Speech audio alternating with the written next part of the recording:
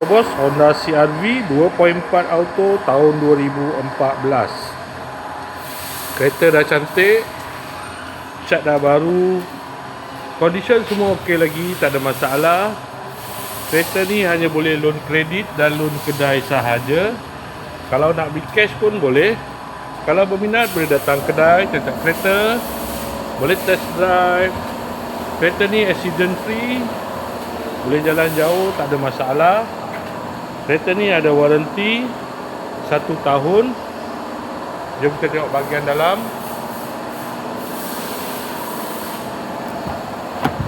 Dalam masih cantik lagi, leather seat.